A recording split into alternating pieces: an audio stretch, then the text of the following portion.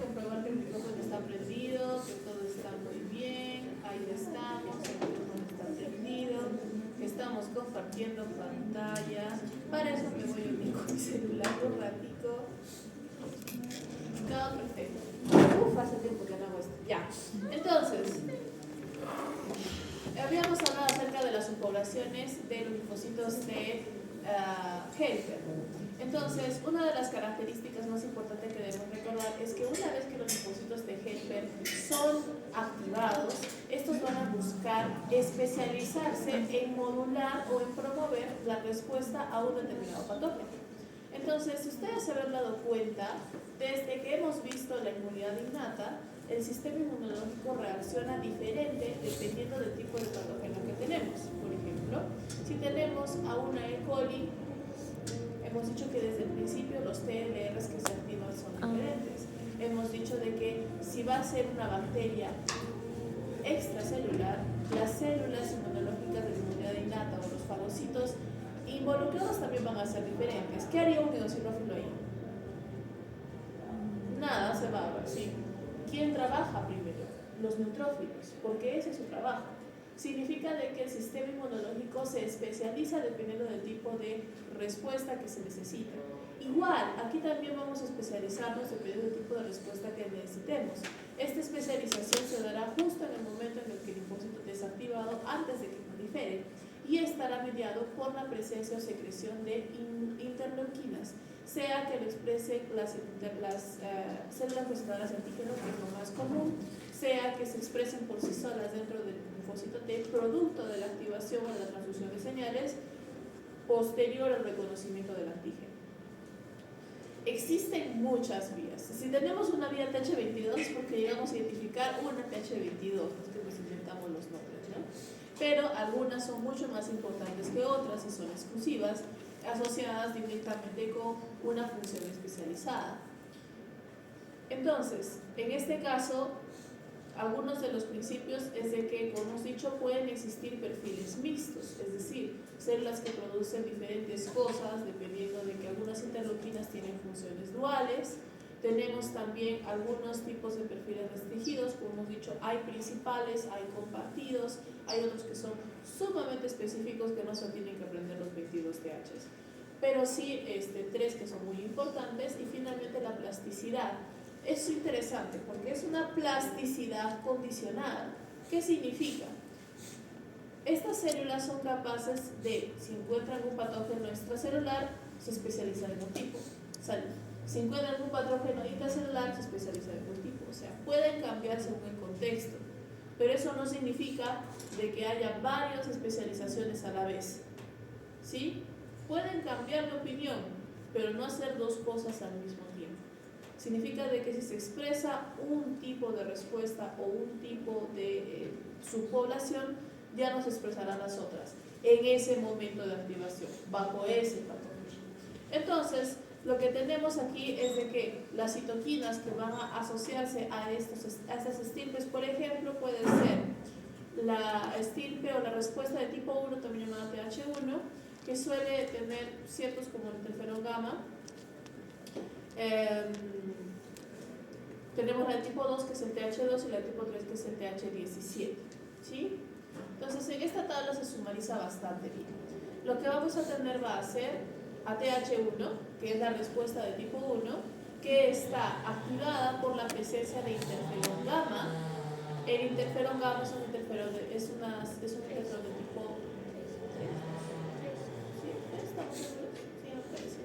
el cual es producido por las células presentadoras de antígeno una vez que reconocen moléculas de daño u otros interferones de tipo 1 en células infectadas, ¿no? Puede ser producida por células dendríticas y otras APCs. Y una vez de que el linfocito TH1, el linfocito T lo reconoce, se transforma en un TH1. Entonces, lo hemos dicho que los interferones normalmente están asociados a infecciones virales. Todas las infecciones virales, sin excepción, son intracelulares porque los virus no pueden replicarse por sí solos, tienen que utilizar la maquinaria celular y eso inherentemente los hace patógenos intracelulares. Aparte, tenemos otros patógenos, bacterias, que pueden ser intracelulares también. y que entran dentro de esta categoría. Pero si ustedes miran interferón gamma, significa de que estamos hablando de patógenos intracelulares, en su mayoría infusiones víricas, y en este caso lo que se busca, o que una vez que el TH1 está activado, como saben, los TH son managers, van a expandir la respuesta celular. En ese sentido, entonces, ¿a quién ayudan a cuya respuesta se expanda más que nada? A los macrófagos, porque los macrófagos fagocitan a los microbios o diferentes partículas celulares, y para poder activar todo lo que puedan dar sus moléculas degradantes o sus vacuolas degradadoras de células, que pueden ser enzimas, lisocimas, peroxisomas, etc., son reactivados por la señal CD40, CD40L de los linfocitos T helper que ya hemos visto en la clase pasada. Entonces, como hemos dicho acá, su principal reacción inmunitaria es la activación de macrófagos. La defensa es de microbios patógenos intracelulares, y cuando se encuentra desregulado puede darnos inflamación crónica y autoinmunidad. Muy peligroso, porque este tipo de TH promueve la destrucción de tejidos supuestamente infectados. Cuando este sistema se desregula hay bastante daño a tejidos asociados a la inflamación. El TH1 también es capaz de producir interleuquinas proinflamatorias canónicas y activar o señalizar otras células como los natural killer. Luego tenemos el TH2, que el TH2 es activado por el reconocimiento de ciertas moléculas como interleuquina 4, que es la más importante, interleuquina 5, interleuquina 13. Si alguna vez se preguntaron cuando tienen alergia, ¿qué es ese moquito transparente que nunca deja de salir y parece agua? Es interleuquina 13. ¿Ya? Entonces, ¿por qué sirve la cetiricina? Es un bloqueador de la respuesta inmune, baja todo lo que son los proinflamatorios, moléculas. Ya, entonces en este caso estoy adelantando. Normalmente el TH2 tiene respuesta a alergias y a parásitos. Si tiene respuesta a parásitos, sus células de apoyo o células a quienes van a apoyar van a ser las células inmunológicas encargadas de destruir parásitos y reaccionar contra alergias. Y hemos dicho que son los eosinófilos, los basófilos y su versión tejidos mastocitos, ¿sí? Entonces, su activación estará asociada a eosinófilos y mastocitos, y dependiendo de las circunstancias fagocitarias, activación alternativa de macrófagos. Normalmente se encarga de parásitos hermíticos, y cuando se encuentra desregulado puede promover alergia.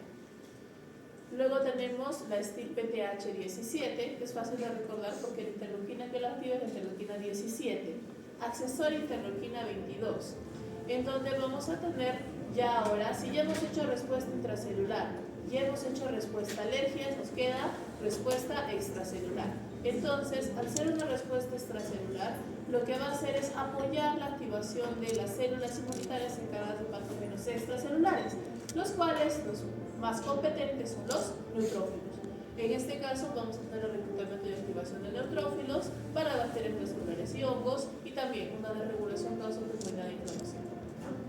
Y finalmente tenemos una población adicional que es importante recordar ahora, que son los THF o TFH, es que ahora están mirando en español, yo lo digo en inglés, THF, que son los linfocitos T helper foliculares, por eso es de que llevan una F. ¿Y por qué son especiales? Estos se quedan en los ganglios linfáticos o órganos secundarios y se van a encargar de alcanzar a los linfocitos B que se encuentran en los folículos linfáticos y activarlos.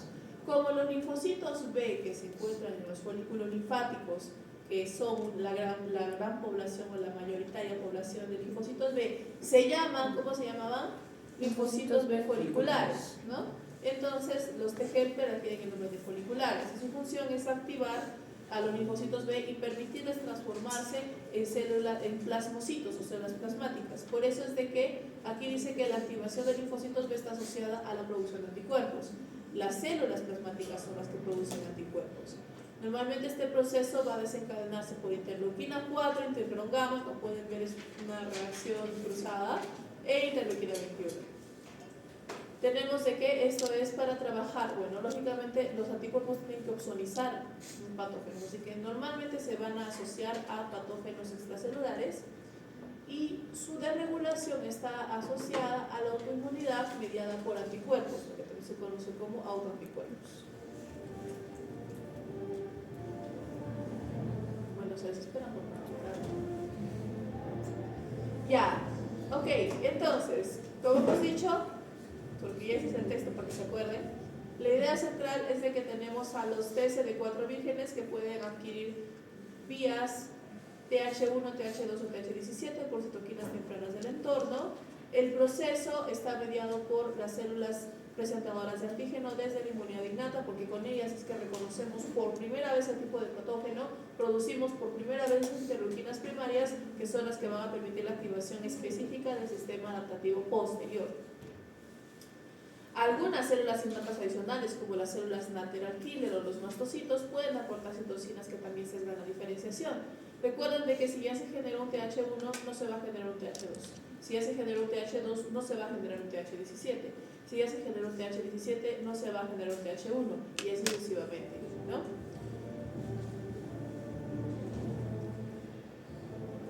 Ahora, la base molecular de la diferenciación está asociada a factores de transcripción activados por señales que incluyen las que ya hemos visto, transducción de señales mediadas por el TCR, coestimulación y citoquinas. También existen modificaciones epigenéticas, especialmente en algunas posiciones de citoquinas.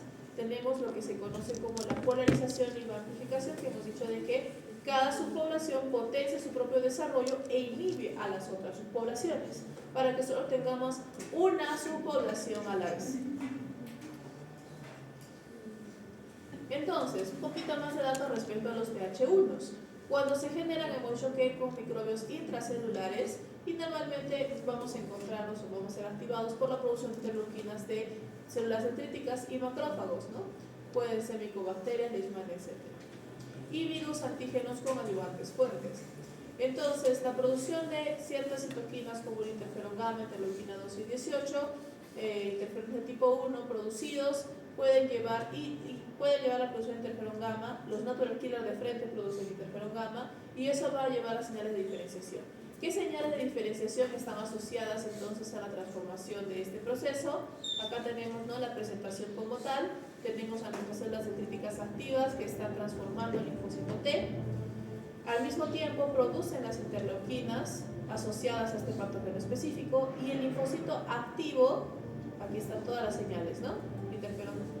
Interleuquina 2, interferón gamma, etc. Esto va a hacer que el reconocimiento de interleuquina 12 active la vía de señalización mediada por STAT4, y el interferón gamma active la vía de señalización de STAT1, que va a activar a TBET, y junto a STAT4 con TBET va a promover la expresión celular que lleve entonces a la amplificación de señales de interferón gamma y también a la diferenciación del estirpe TH1 que sigue produciendo interferón gamma. ¿Sí?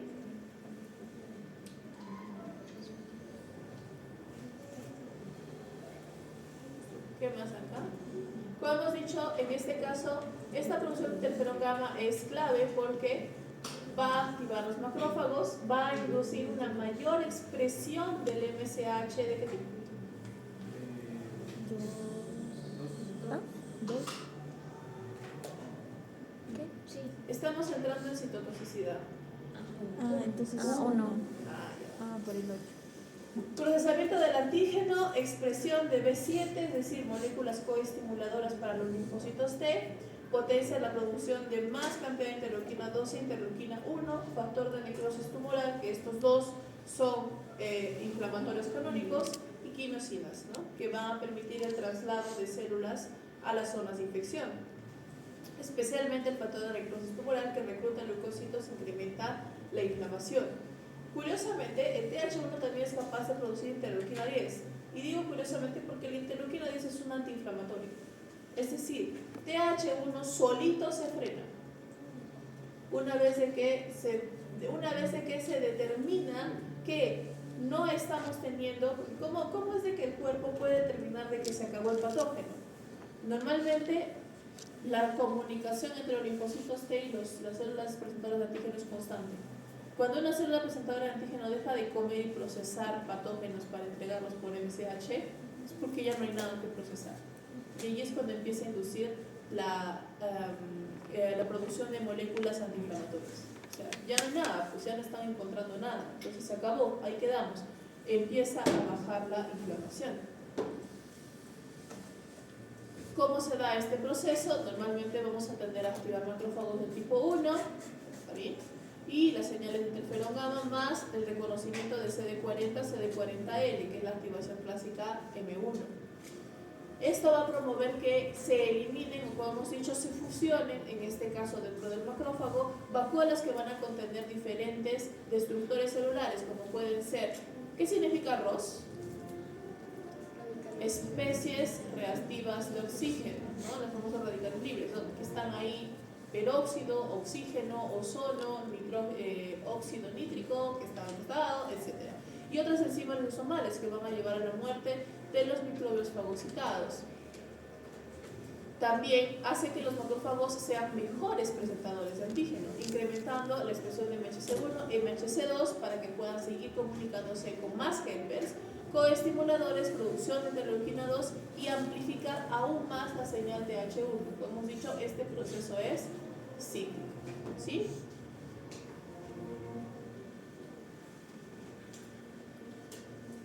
Bueno, esta imagen es un resumen de lo que acabamos de decir en texto. Luego tenemos a la población TH2. Y hemos dicho que la población TH2 aparece cuando tenemos enmitos y alérgenos y va a estar enfocada en la defensa de mucosas y reparación tisular. Va a ser clave también en enfermedades alérgicas. Y normalmente la diferenciación de TH2 se encuentra por interleuquina 4, en donde vamos a tener T activados, mastocitos y otro tipo de fagocitos, ¿no? En este caso, el epitelio dañado libera interleuquina 25 y interleuquina 33, que también activa a otras células líticas que favorecen una mayor respuesta tipo estirpe TH2. Y en este caso, la diferenciación se produce por la activación de la vía STAT6 GATA3. GATA3 es el más importante aquí. Por acá tengo el ejemplo. Ok, entonces, acá tenemos a nuestro epitelio. Como hemos dicho, el daño tisular va a producir interleuquina 25 y interleuquina 33, lo cual va a ser reconocido, además de los enmitos antígenos proteínicos, va a reconocerse también estas interleuquinas, lo que va a hacer que se active la célula dendrítica y vaya a presentar este determinado antígeno, ¿no? Estamos hablando de un antígeno muy específico. Lo presentará entonces al linfocito T. El linfocito T se activará y como pueden apreciar, él solito produce su interleuquina 4 y él solito se activa por receptor interleuquina 4. Y lo que hace también entonces es, al detectar interleuquina 4, va a activar STAT6. A STAT6 va a formar parte del factor de transcripción, pero al mismo tiempo y de forma paralela activar la vía de GATA3 y por lo tanto va a haber una expresión de mayor interleuquina 4, lo que va a hacer una amplificación de la señal, mayor proliferación, el cambio a estirpe TH2 y la estirpe TH2 también produce interleuquina 4 que va a activar la mayor cantidad de mastocitos eosinófilos y interleuquina 13 que está asociada al proceso inflamatorio. Sorprendentemente, no solo las células dendríticas pueden ayudar a este proceso. Las células dendríticas presentan el antígeno y generan interleuquinas. Por ejemplo, los mastocitos no pueden presentar antígeno, pero sí que pueden expresar interleuquinas, así que promueven también la diferenciación de estirpe de los linfocitos T ya activos en TH2.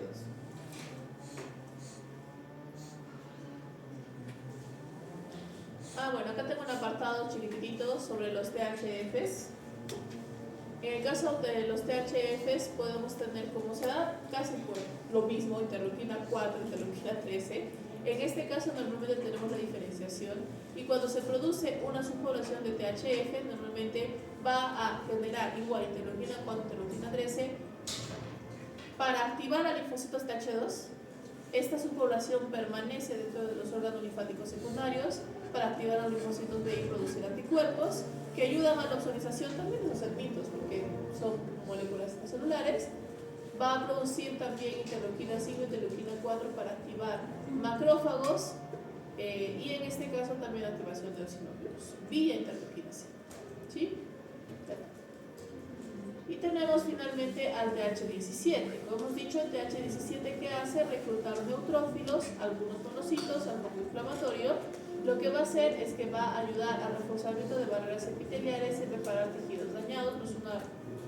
No es una activación proinflamatoria muy fuerte. Es clave contra bacterias y hongos extracelulares, y la vía que va a activar es la vía ROR-gamma-T o ROR-C, si quieren conocerse mejor, y STAT3, que es el eje maestro de TH17. Entonces, las señales de diferenciación, la clásica es TH17. Entonces, vamos a ver acá. Entonces, lo que tenemos es, en primer lugar, el daño a tejidos o el daño en general inflamatorio va a hacer que se produzcan las interleuquinas proinflamatorias canónicas, que son interleuquina 6 y la interleuquina 1. Lo que va a hacer que se genere interleuquina 23, manteniendo la estirpe, manteniendo lo que es TH17, al mismo tiempo se promueve la expresión de TH17, que coexiste con las otras interleuquinas proinflamatorias y activan la vía de diferenciación. Al mismo tiempo inhiben el desarrollo de la vía TH1 y TH2, como hemos dicho, es una polarización. Entonces, este proceso se ve de la siguiente manera. Tenemos acá bacterias y hongos extracelulares reconocidos por la célula dendrítica a través de sus TLRs y otros receptores no fuertemente específicos. Esto hace que la célula dendrítica se active, exprese más MSH y lo presente a un linfocito T virgen. El linfocito T va a reconocer, esto no lo puse solito, va a reconocer citoquinas proinflamatorias ya presentes por la respuesta inmunológica innata, que son interleuquina 6, interleuquina 1, factor de TGF-beta, que son normalmente interleuquinas canónicas inflamatorias, y el TGF-beta, por ejemplo, va a activar a ROR-C, y interleuquina 1,6 va a activar esta 3. Juntos van a promover la diferenciación celular a través de expresión génica a los linfocitos TH17, que producen más interleuquina 17 y 22 para generar un eco y generar un crecimiento del estímulo. Ahora, estos TH17 están generando interleuquina 22 y 17. La 17 va a ayudar a la activación de macrófagos y la producción de quimiosinas que promueven la inflamación y el reclutamiento de neutrófilos, y al mismo tiempo va a generar acá interleuquina 22 para poder reforzar la unión citoesquelética entre célula y célula y por lo tanto aumentar la función del órgano. ¿Qué otras subpoblaciones existen? Por ejemplo, solo de ejemplo podemos tener la TH9, que ayuda a lo que son mastocitos y a la respuesta en mucosas. También está asociada a alergias, especialmente dermatitis atópicas y asma, y también está presente en la defensa contra parásitos. Y la interleuquina 20, la TH22, que es muy interesante porque, como hemos dicho, la estirpe TH17 ocurre con interleuquina 17 y 22. Ya, el TH22 aparece cuando hay interleuquina 22 sin interleuquina 17. O sea, la interleuquina 17 se fue, desapareció. Y en este caso es más que nada para barrer reparación epitelial y puede también sumar o promover lo que es la inflamación. Sin embargo, se conoce poco respecto al TH22. Finalmente, algunas otras poblaciones linfocitarias T antes de pasar a los TCD8 pueden ser los T gamma delta, que ya hemos mencionado, es una población muy pequeña, funciona casi como los B de tipo 1 o B1, que van a encontrarse en este caso con diversidad limitada, no van a ser específicos a ningún MSH, tampoco es de que tengan que reconocer un rango muy grande de antígenos, normalmente van a ser antígenos, fosfoantígenos, aquilaminas, lípidos y no peptídicos. Curioso, porque como hemos dicho, en el procesamiento de antigénico en la fase 1, normalmente los linfocitos T están enfocados a reconocer antígenos proteínicos. Estos no, están enfocados a reconocer lipídicos, significa de que se van a encontrar en mucosas, por eso es que dice defensa epitelial temprana. Luego tenemos a los natural killer derivados de T, o células T natural killer, no confundir con los natural killer específicos. Son linfocitos T con marcadores natural killer, con funciones natural killer, con restricciones específicas natural killer. Los natural killer son células de la inmunidad innata, no tienen por qué reconocer un antígeno con mucha especificidad. Los linfocitos natural killer, los linfocitos T natural killer tampoco. ¿Ok? Entonces, por eso es de que menciona que es un TCR variante. ¿Sí? No es altamente específico. Tiene las regiones variables del TCR son muy limitadas. Normalmente van a ser presentación de antígenos por células dendríticas clásicas 1, similar a la respuesta MCH1. Su respuesta es rápida, casi innata. Lo único que hacen es producir interferón gamma, interleuquina 4. Como hemos dicho, si tenemos estos dos, respuesta intracelular, respuesta es respuesta TH1, TH2, ahí quedó, ¿sí? Y en este caso también ayuda a los B de la zona marginal. ¿Dónde quedaban los B de la zona marginal? En el margen de los folículos linfáticos en el ganglio secundario, ¿sí? El B1 es el que queda en mucosis. Efectores, interferón gamma, TNF, citotoxicidad, y donde se encuentran normalmente en sangre, en intestino y en el hígado. Muy bien, al fin acabé con esta diapositiva. Siguiente. Doctora, ¿Sí? si digo que dos TGFR, digamos uno y dos no pueden coexistir, ¿qué pasaría si una persona se contagia de todo? Digamos extracelular, intracelular, o no pueden haber casos? Pobrecitos. Pero sí pueden coexistir en ese caso. En ese caso tenemos un fenómeno complicado de agotamiento. Los linfocitos no se pueden dar abasto. Tendríamos que tener poblaciones vírgenes que no han pasado en este proceso. O estaríamos, porque lo que sí puede hacer el sistema es cambiar de estirpe, depende del patógeno que se encuentra. Estaría cambiando de estirpe e induciendo la inhibición de la otra estirpe. Lo que hace que cuando tenemos infecciones cruzadas, y ese es un tema de investigación muy interesante, cuando tenemos infecciones cruzadas, la respuesta inmune disminuye. Doctora, si es en el caso de un inmunosuprimido, por ejemplo, un paciente con VIH y que tenga tuberculosis, Ay, como una gripe se muere. pero es la principal causa de muerte. Sí, pues, pero con una gripe se muere el pobre, o sea, no tiene con qué defenderse. Ese es el problema con los inmunodeprimidos. El VIH no los mata la falta de linfocitos T. Y todavía los linfocitos TCD4 son la comida favorita del VIH. Entonces, pobrecitos, o sea, no tienen de dónde ni para dónde.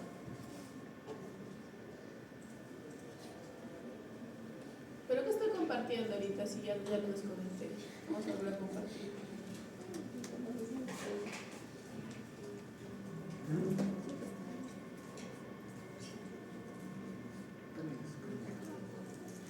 ¿Qué estoy compartiendo? Creo que eso siempre se pone cuando deja de compartir. ¿Sabes qué? Me aburrí. Un ratito. Así no se puede vivir. Vamos a sacar todo esto. Vamos a sacar todo esto.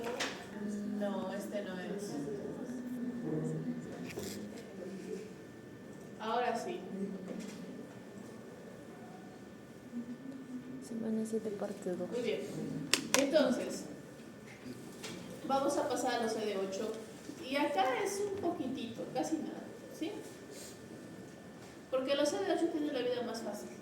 Entonces los CD8, o también llamamos ATL, que son las células T citotóxicas, ¿qué hacen? Bueno, pues expresan primero lo que es el receptor CD8 y son efectoras. Lo que van a hacer es liberar gránulos como perforinas y gracimas que destruyen células diana que suelen estar infectadas o son reconocidas como anormales, es decir, tumorales.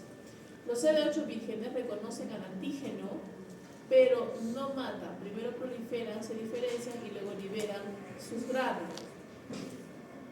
En este caso, el antígeno está presentado por lo que es el complejo mayor histocompatibilidad de tipo 1, el único que se expresa en realidad en todas las células del cuerpo, porque no solo va a servir para la activación del linfocito T citotóxico, también para la señalización e identificación de células que debería matar. Curiosamente, algo sucede con el CD8 que se llama presentación cruzada por representation por las células dendríticas clásicas de tipo 1, que en este caso ingieren células infectadas tumorales y redirigen el antígeno de la melisoma para activar CD8 vírgenes, que normalmente presentan varios antígenos a la vez. Eso se refiere a la presentación cruzada. Igual tenemos lo que va a ser la coestimulación B7-CD28, especialmente cuando la función innata es fuerte, y cuando la función innata es débil, los CD4 pueden apoyar a la activación de los CD8 por citoquinas pro CD8 y también por la activación de CD40-CD40L, que va a permitir el licenciamiento de las APCs y va a producir mayor B7, mayor interleuquina 2, mayor B7, que es molécula coestimuladora, por lo tanto tenemos una mejor respuesta. Entonces, en resumen, vamos a poner esto, ¿qué más? Vamos a poner mejor la imagen. ¿Va? Entonces, vamos a imaginarnos el proceso de respuesta. Digamos que tenemos acá un microbio intracelular. Como podemos ver, se metió en la célula, su proceso de replicación está destruyendo la célula. Normalmente, las células dendríticas van a reconocer tanto a la célula afectada, es decir, a DAMPs, como PAMPs, que son los patrones generales de microbios. Esta célula dendrítica activada lo que va a hacer es, como hemos visto, expresar su MSH tipo 1, por eso el amarillito y el verde, va a expresar su B7 y va a viajar, por lo tanto, ya activada, a los órganos linfáticos secundarios, donde se encontrará con los linfocitos TCD8 plus vírgenes, los cuales van a reconocer señal inicial MSH, señal coestimuladora, y por lo tanto va a haber una activación de los linfocitos TCD8, los cuales se van a volver efectores y van a empezar a proliferar en gran cantidad. Una parte de ellos va a viajar a torrente sanguíneo y va a alcanzar nuevamente la zona de acción, en donde al reconocer el antígeno otra vez, pero ahora de la célula infectada por el MSH1, activa por lo tanto la liberación de sus gránulos y procede a la destrucción celular. ¿Sí? Está fácil esa parte. Muy bien. Ahora, esa no es la única función que se puede tener. Como hemos dicho, los linfocitos TCD4 son los managers, así que van a producir citocinas que estimulan la diferenciación de los CTLs. Y también van a aumentar la expresión de coestimuladores de las APC para activar el linfocito CD8. Entonces acá tenemos, ¿no es cierto?, nuestra respuesta activadora al linfocito CD8. Como hemos dicho, las células dendríticas son maravillosas porque no solo van a expresar un tipo de MSH, van a expresar los dos y al mismo tiempo. Es decir, de que mientras activan un CD8, activan un CD4. Entonces, lo que vemos acá es la activación del CD8, lo que vemos acá es la activación del CD4, y como hemos dicho, ¿qué tipo de respuesta estaría asociada a la activación CD8? ¿Qué tipo de estirpe TH? TH1. Muy bien, TH1. El tipo de respuesta TH1, que es el tipo de respuesta intracelular. Por lo tanto, si es TH1, ¿qué interleuquinas producirá el CD4 activo? De cajón, interferón, gamma, interleuquina 1,6, TNF, ¿sí? Y estas citoquinas promoverán la activación del linfocito T virgen, que es el que lo reconoce ahí, y generarán diferenciación y expansión tanto de los CTLs efectores como de los CTLs de memoria. Primera función, ¿sí? ¿Suena posiciones de los humanos? ¿O son? Sí es. Me parece. Bueno, la otra versión es de que cuando no tenemos mucha estimulación de MSH, queremos expandir la estimulación de MSH, sabemos de que mientras que la célula dendrítica está activando al TGF, el CD4, el CD4 va a expresar CD40L de retorno. El CD40L se va a unir al CD40 de la célula dendrítica, lo que genera ahora una señal de estimulación, pero hacia la célula dendrítica.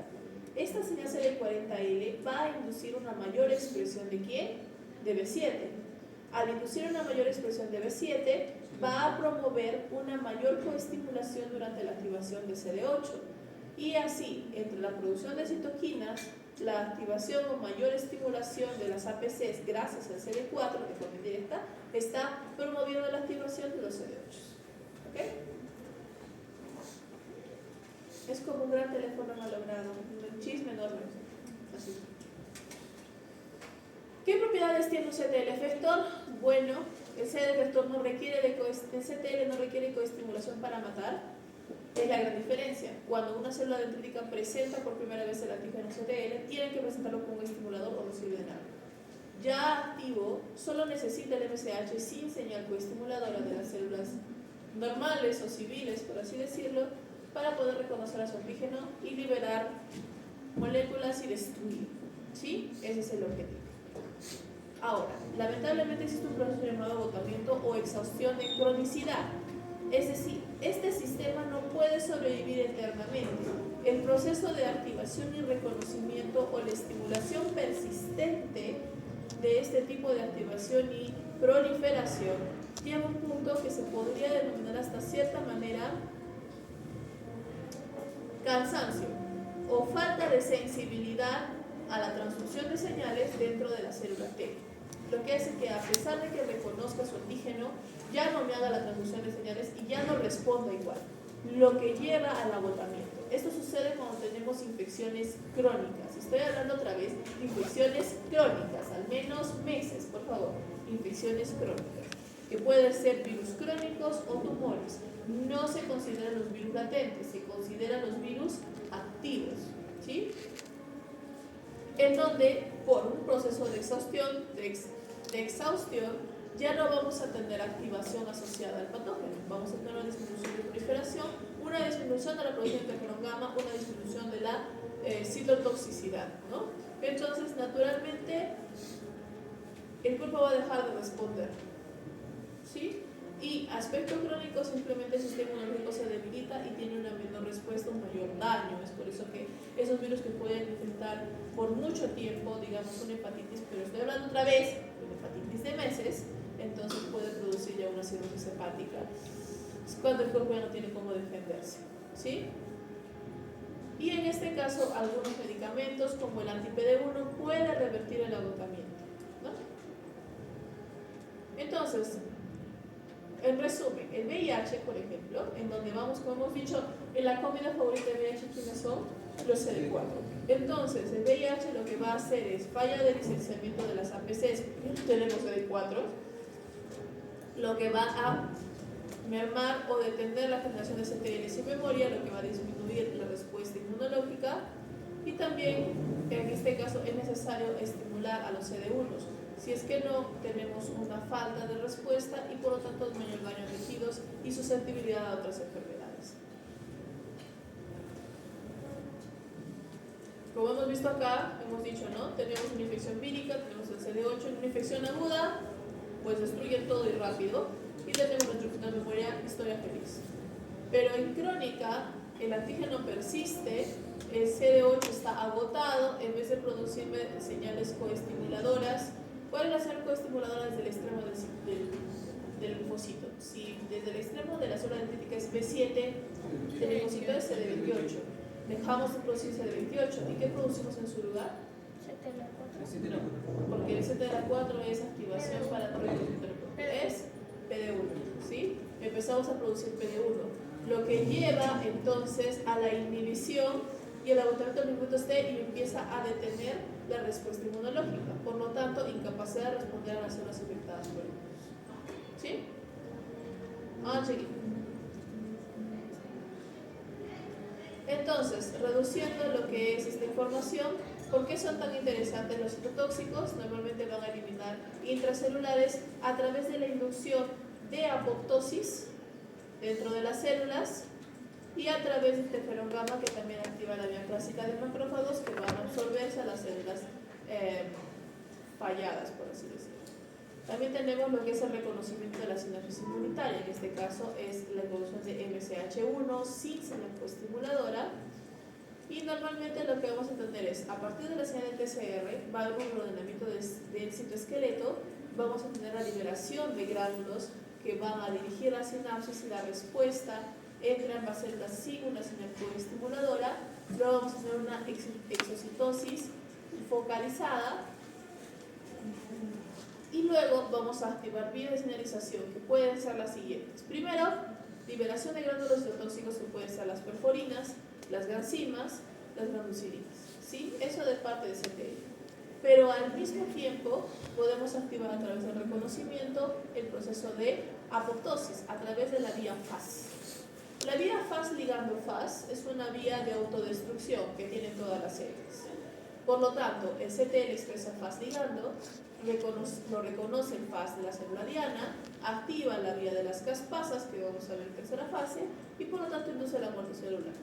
¿Sí? Es como si le diera a la célula la pistola. Ella solita se mata. Luego también tenemos de que esta respuesta de los CTLs es muy similar a la de los natural killer, en donde los natural killer van a tener dos tipos de moléculas, tanto activadoras como inhibidoras, ¿no? Entonces en el linfocito T tenemos la activadora CD28, la inhibidora PD1. ¿Por qué no menciono al MSH? Porque ese es el reconocimiento de antígeno específico. Aquí solo está para reconocer a su antígeno, ¿no? En el caso de los NK tenemos los KIR, que son las señales inhibidoras o los receptores inhibidores, y el NKG2D, que es el receptor activador.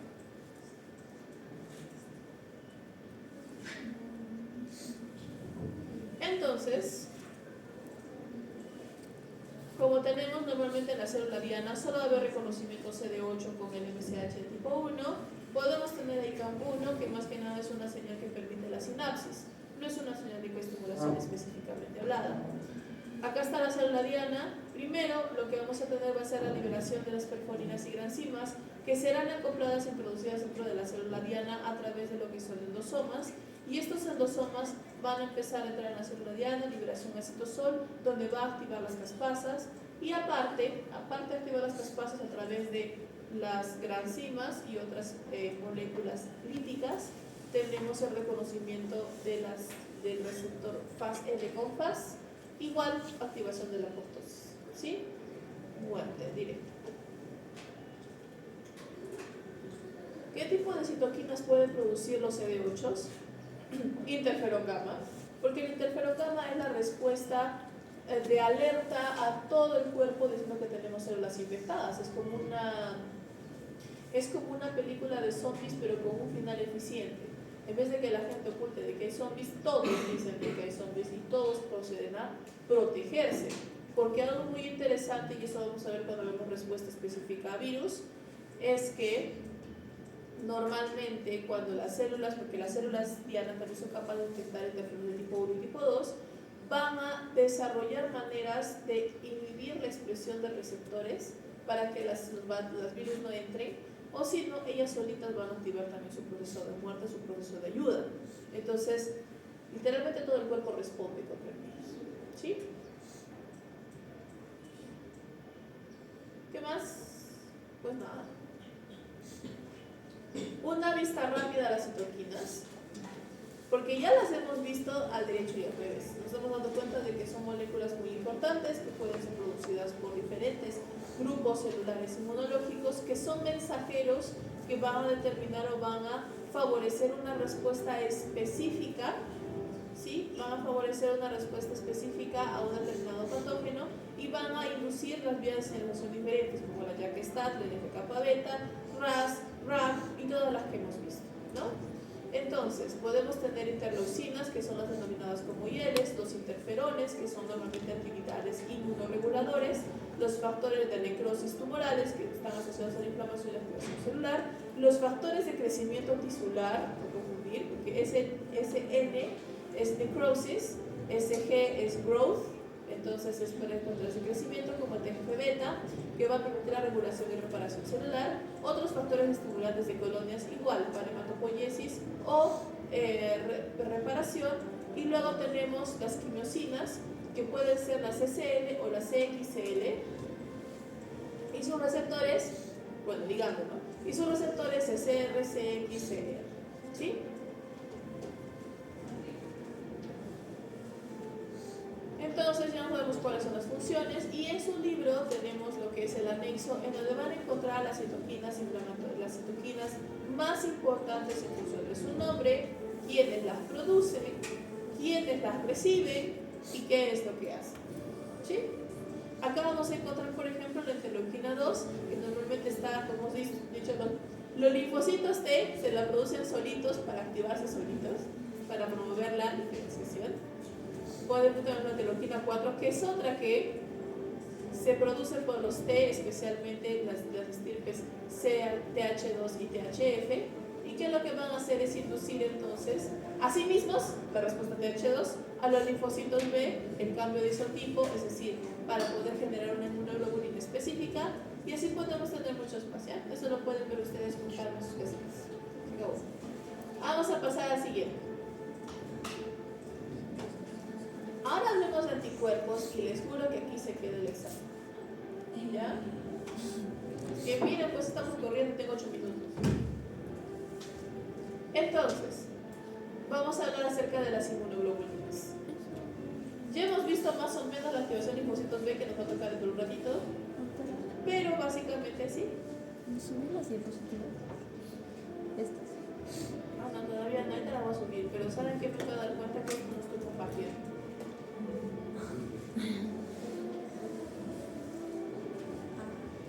En la grabación. Toda la grabación. Pero no creo que alcance. Yo voy a terminar grabando el resto de inmunoglobulinas un pedacito más de lo que pasa. No vamos a tener clase la siguiente semana, ¿no? ¿Por qué no? Pero usted dijo eso. No, esta semana. No. Esta semana. Entonces, normal. Entonces sí podemos avanzar, ¿no? Sí, nos queda una semana. No hay prisa, no hay prisa. ¿De qué no? Del congreso. El jueves y viernes. O sea, no de práctica en teoría. No sé si nos Ya. conviene. Entonces, escucho la canción y mi cerebro está cantando, tratando de hacer Sin la que la clase. pelee. ¿Por qué no? No pienses, ya. No pienses de más. Ok. Los anticuerpos solo son sintetizados por las células del estirpe de linfocitos B y van a existir de dos maneras: anticuerpos unidos a membrana y anticuerpos solubles. Dependiendo de eso, ¿sabes que están libres? Dependiendo de eso también van a adquirir diferentes formas. Por ejemplo, el mejor ejemplo, el clásico, es...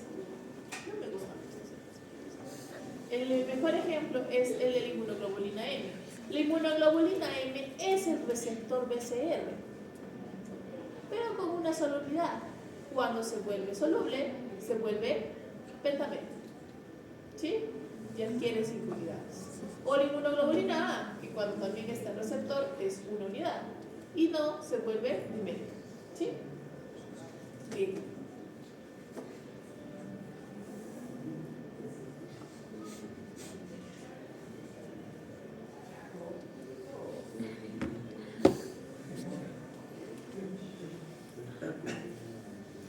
Así no puedo ver.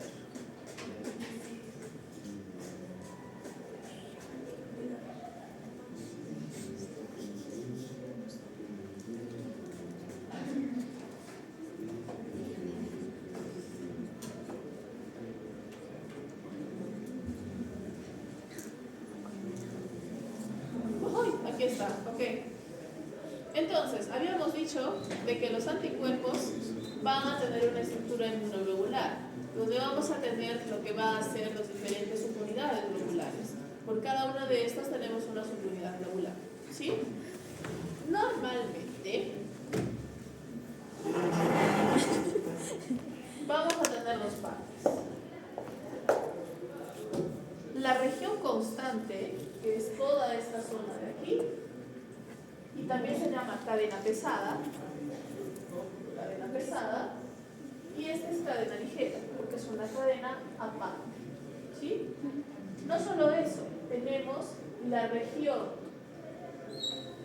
constante, y luego tenemos aquí arriba, todo esto es constante, y luego tenemos aquí arriba estas dos que son las regiones variables. Entonces, ¿cómo se denomina ahorita un anticuerpo con sus diferentes partes?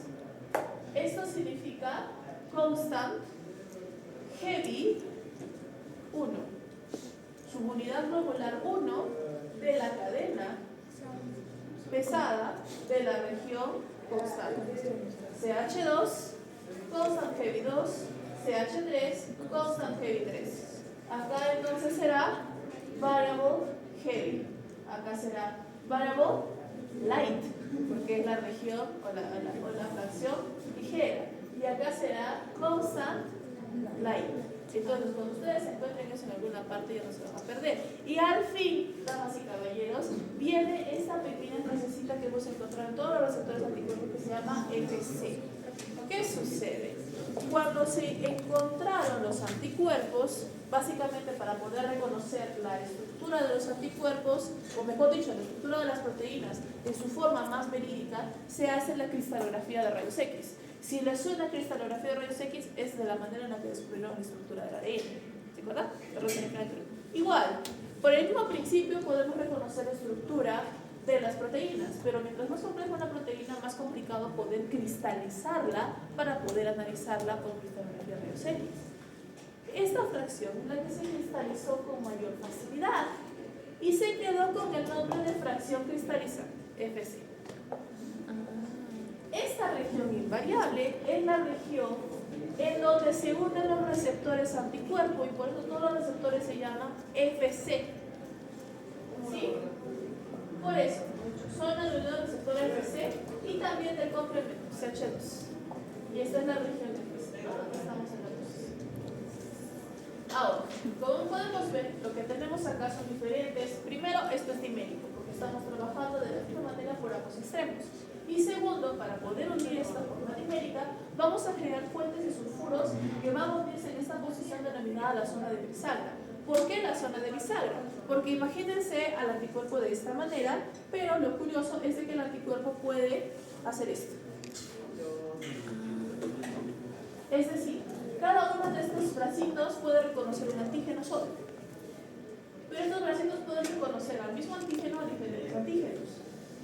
Es más, si tiene suficiente espacio, el anticuerpo puede reconocer a muchos antígenos, lo que se llama monovalente, bivalente y multivalente. ¿Qué más necesito? Normalmente la extensión del extremo C-terminal de los anticuerpos libres es muy corta y solamente llega hasta CH3. Cuando se encuentran en membrana, tienen una subunidad constant heavy adicional, CH4, y una porción transmembranal, que si queremos que se libere el anticuerpo, y ya está. ¿Ok? Corto. ¿Sí? Y aquí me quedo.